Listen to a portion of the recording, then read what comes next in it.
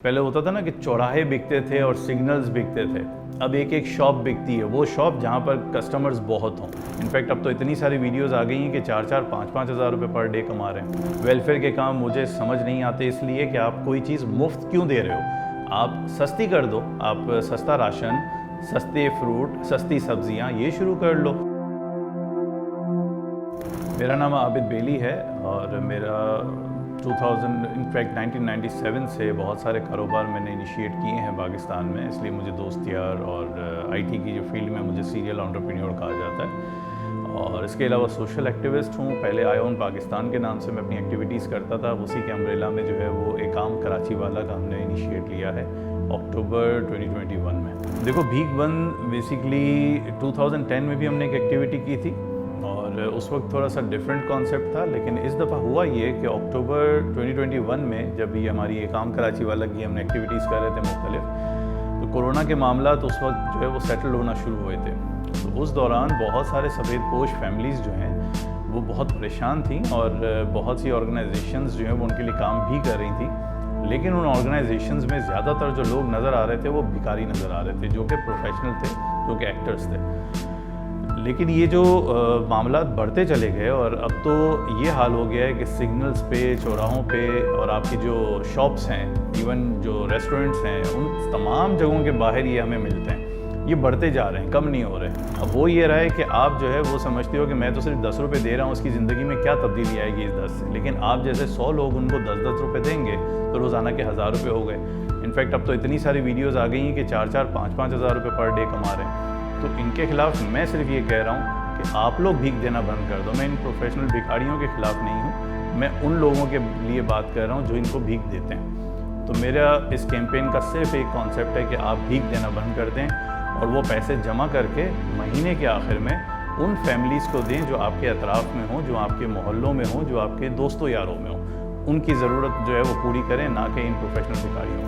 ये जो सिग्नल्स पे, जो दुकानों के बाहर, गली मोहल्लों में, अब तो घर के बाहर भी आ गए हुए हैं, तो इनके चेहरे पे सवाल तो छोड़ें, अब भूख भी नहीं होती, लेकिन ज़बान पे सवाल ही सवाल और ऐसी ऐसी दुआएं, और अगर ना दो तो फिर ज़बरदस्त किस्म की बददुआएं। अब आपने जो है वो 10 रुपये की जगह, अब तो 5 रुपये का नोट नहीं है, बट 10 रुपये भी अब आप देते हो ना, और वो आपको 10 रुपये वापस दे देता है। कई दफ़ा ऐसा सुनने में आया और मेरे अपना पर्सनल हुआ था कि मैंने जो है वो 10 रुपये दिए एक बंदे को, ये बहुत ऑलमोस्ट 2-3 साल पहले की बात है, तो उसने मुझे वापस दे दिए कि ये अपने पास ही रखो।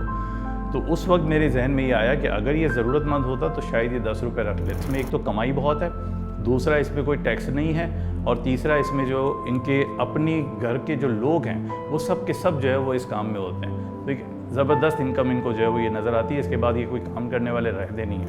देखिए, 2010 की मैं बात बताऊँ ना, तो उस वक्त मिनिमम इनकम इन लोगों की 500 से 600 रुपये होती थी, और अब जो है वो बहुत सारी वीडियोस भी हैं, और हमारी आयशा मंजिल पे जो हमने थोड़ा बहुत इंटरव्यूज़ किया है इन लोगों को, तो मिनिमम जो है वो 800 रुपये, मैक्सिमम जो है वो 4500 रुपये आयशा मंजिल से एक बंदा कमाता है।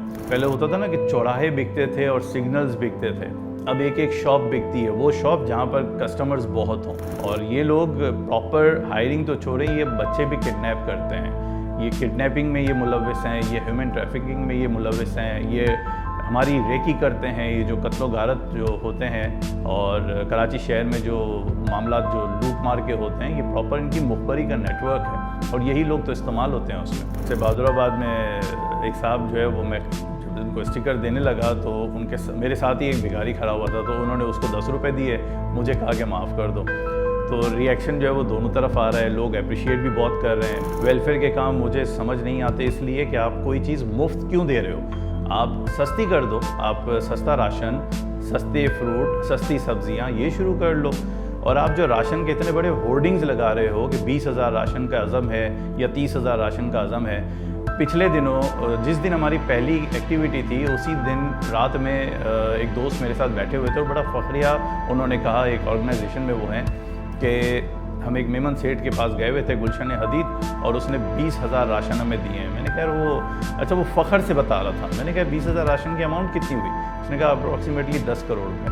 मैंने कहा वो 10 करोड़ रुपए अगले महीने तुम्हें फिर चाहिए होंगे राशन देने के लिए उस फैमिली को, और इसकी क्या गारंटी है कि वो फैमिली कहीं और से राशन नहीं ले रही।